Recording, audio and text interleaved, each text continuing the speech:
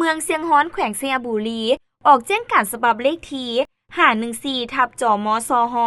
ลงวันที่9มิถุนายน2025เรื่องการปฏิบัติกิจกรรมงานดองที่บ่สอดคล้องกับฮิตของประเพณีอันดีงามของชาติลาวเฮาเมืองเซียงฮ้อนเป็นเมืองหนึ่งที่ประกอบมี6เผ่าซึ่งแต่ละเผ่าก็มีวัฒนธรรมฮิตของประเพณีที่ได้รับการจัดตั้งปฏิบัติสืบต่อๆกันมาแต่โดนนานแล้วมาฮอดปัจจุบันเห็นว่าการจัดตั้งปฏิบัติกิจกรรมทางด้านฮิตของประเพณีบางอันยังบ่เหมาะสมมีลักษณะบ่สอดคล้องกับวัฒนธรรมลาวเฮาโดยเฉพาะแม้นการจัดกิจกรรมในงานดองของพ่อแม่ประชาชนบรรดาเผ่าภายในเมืองเช่นว่าในงานดองมีการให้เจ้าบ่าวเจ้าสาวหอมแก้มกันพร้อมเดียวกันนั้นยังมีแห่เขยใหม่รอบ2ซึ่งการกระทำดังกล่าวเป็นการกระทำที่บ่สอดคล้องกับฮีต12ของ14ที่เป็นฮิตของประเพณีดั้งเดิมที่ชาวลาวพวกเฮาเคยปฏิบัติมา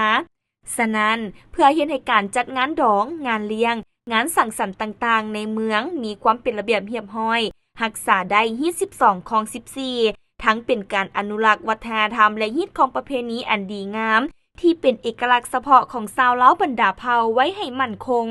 พร้อมเดียวกันนี้ก็เพื่อหันเอาเวียกคุ้มครองรัฐและคุ้มครองสังคมให้เข้าสู่ระเบียบกฎหมายเทื่อละก้าวเจ้าเมืองเซียงฮ้อนจึงออกแจ้งการคือ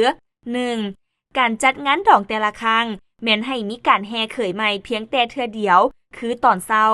ซึ่งเป็นประเพณีที่เคยปฏิบัติผ่านมาห้ามเด็ดขาดบ่ให้มีการแห่เขยใหม่รอบ2ในตอนแลงเพราะว่าบ่สอดคล้องกับฮิตของประเพณีอันดีงามที่เป็นเอกลักษณ์ของชาติลาว 2. ห้ามบ่ให้โฆษกพิธีกรในงานดองจัดกิจกรรมให้บ่าวสาวหอมแก้มกันอยู่ต่อหน้าเวทีอย่างเด็ดขาดเพราะว่าเป็นการกระทำที่บ่เหมาะสมกับวัฒนธรรมฮิตของประเพณีของลาวเฮา 3. มอบให้ห้องการแถลงข่าววัฒนธรรมและท่องเที่ยวสมทบกับแขนงการที่เกี่ยวข้ององค์การจัดตั้งทุกภาคส่วนอำนาจการปกครองบ้านผู้ประกอบการวงดนตรีเป็นเจ้าการในการโฆษณาเผยแพร่เสื่อมซึมและจัดตั้งปฏิบัติตามแจ้งการฉบับนี้ให้ได้รับผลดีและมีความเป็นเอกภาพกันในทั่วเมือง 4. กรณีพบเห็นผู้ละเมิดหรือเกิดขึ้นอยู่งานใดบ้านใดวงดนตรีใดรับใช้แม้นปฏิบัติตามบัตร9ขั้นตอนคือครั้งที่1จะถูกกล่าวเตือนเฮ็ดบทบันทึกกับเจ้าของวงดนตรีครั้งที่2จะถูกปรับไหมครั้งที่3จะถูกปรับไหมพร้อมทั้งให้เจ้าของวงดนตรีโจ๊ะการดำเนินกิจการดังนั้นจึงแจ้งมายังการจัดตั้งและภาคส่วนที่เกี่ยวข้องเพื่อทราบและจัดตั้งปฏิบัติตามแจ้งการฉบับนี้อย่างเข้มงวด